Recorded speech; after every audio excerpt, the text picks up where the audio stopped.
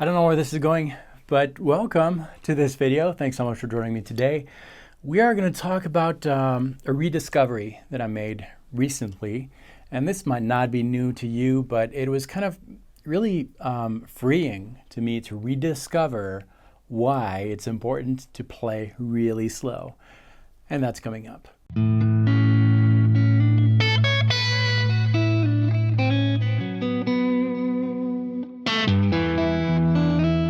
Hi, my name is David Walleman. Welcome to my humble abode. Got you, right? I did not start the video like I usually do. I guess I need to anyways.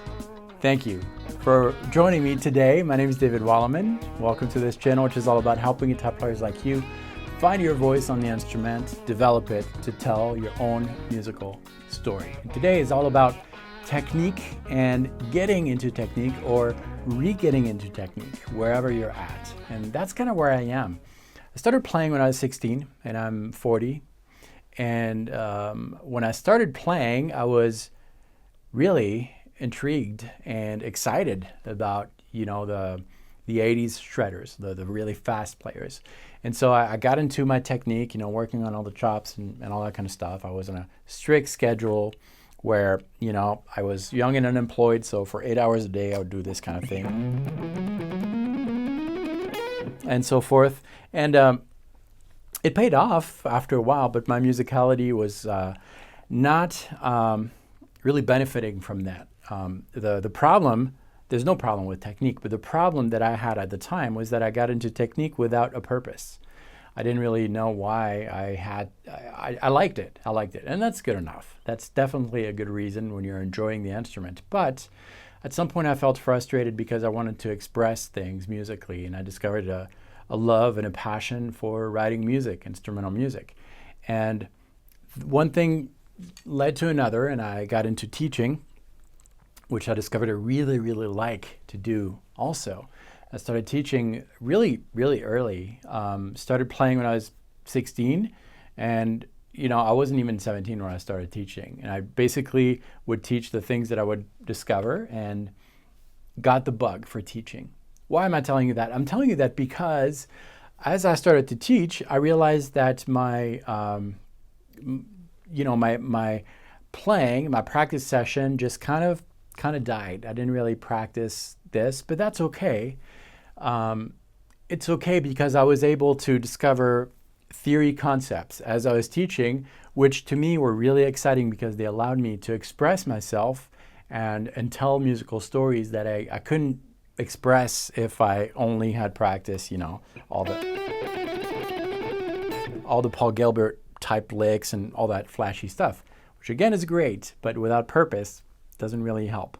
Today, business is doing okay, and I have a little bit more time to work on some of the things that I really want to work. And I'm realizing that there are some things that I want to express musically that I can't really express musically because of the lack of technique. And so I'm getting back into it with a purpose this time. And as I'm doing that, usually, in the evening, I would spend 3-4 hours. I've been doing this for the last month or so. Just work on technique. And I kind of rediscovered why playing slow is so important. And all this has a purpose. I promise, me telling you this, I'm just not rambling on. It's really, really important. That intro, it was not just rambling off. It's because if you have a purpose, you engage your mind with what you're doing. And playing slow helps your mind being engaged in what you're doing. It's really important because your fingers kind of have a mind of their own. Your fingers are really, really, really good at developing habits. You show your fingers, you feed your fingers. I mentioned the term feeding. You feed your fingers something long enough,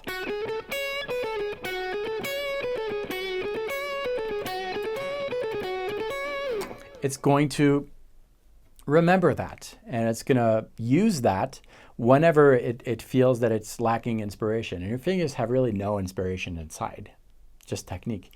It's the brain that has the inspiration, but oftentimes when we play, if we are not used to engaging the brain, our fingers kind of take over. I mentioned that in a video a few months back. You know, the two cups, I'll refer to that. Basically, imagine having two cups. One cup is full of stories and things you need to say and more melodic things, and the other cup is filled with your technical ability. And it's kind of a mix of both. Like when you rely too much on the technique, you are emptying that cup of technique until your fingers don't have anything else to say, filling up the other cup of, you know, feelings and heartfelt things, and then you rely on the other one. It's always a balance like that, I found.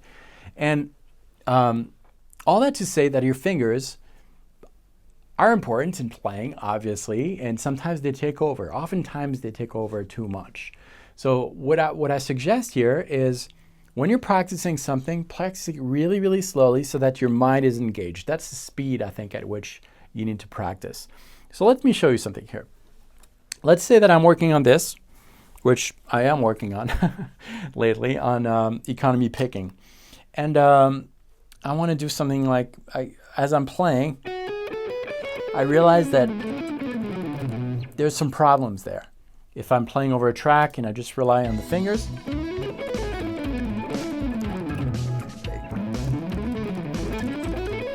there are some problems.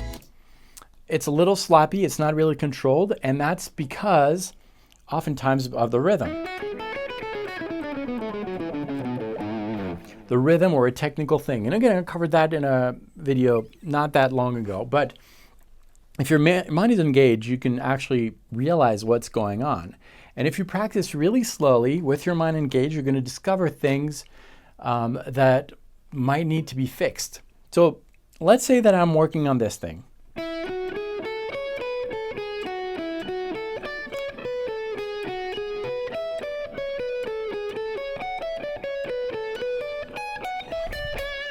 It's a lick that I kind of discovered as I was noodling, and if my mind is engaged with this, I can anticipate the next note that I'm going to play. Ba, ba, ba, ba, da, da, da, da. And I can count at the same time. 1, 2, 3, 4, 1, 2, 3, 4, 1, 2, 3, 4, 1, 2, 3, 4, and so forth. It needs to be very, very slow. Slow enough for your mind to understand what's going on. As you're developing that, and I really literally mean you're practicing this kind of thing for a long time at that speed. As you're doing this, you're really embedding into your fingers all the automaticisms that you want to embed in them, but in a controlled way.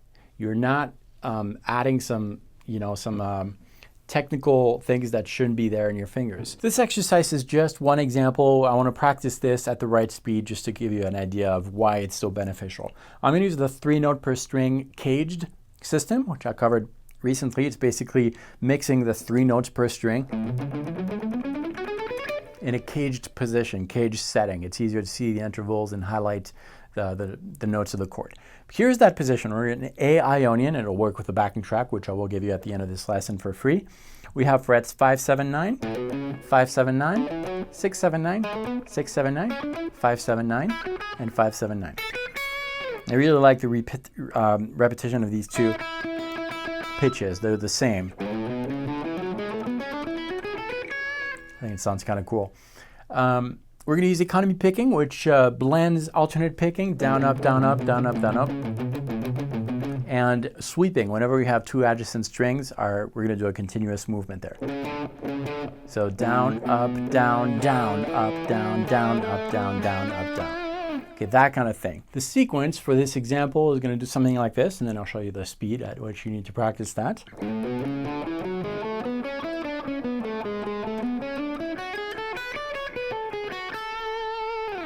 All right, so that's our sequence. Basically, we're ascending 3 notes, 3 notes, 3 notes, and then on the 3rd string, we are playing fret 6, 9, 7, 6, then descending 9, 7, 6, okay? 1, 2, 3, 4, 1, 2, 3, 4, 1, 2, 3, 4, 1, 2, 3, 4. Then we're going to repeat that sequence starting from the 4th string, 6th fret.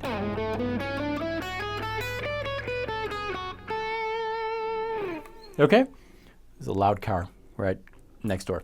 All right, so that's our sequence. Now, how do we practice this and for how long? That's just an example. Again, you practice this super slowly so that your mind can engage with what you're doing, and every single note has the same value. So let's give that a try.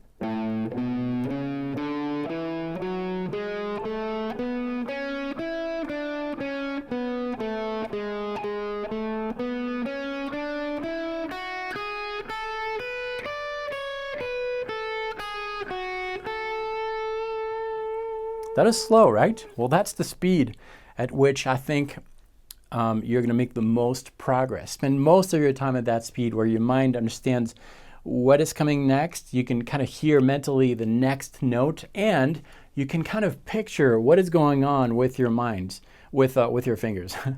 The power of the mind. It's really, really important. Visualize what's going on before you do it. This whole lick is made of a series of tiny little movements that you need to really master. And I'm actually going to do a follow-up lesson soon on micro movements that I think are really, really important that are going to help you. But that's what I have for you.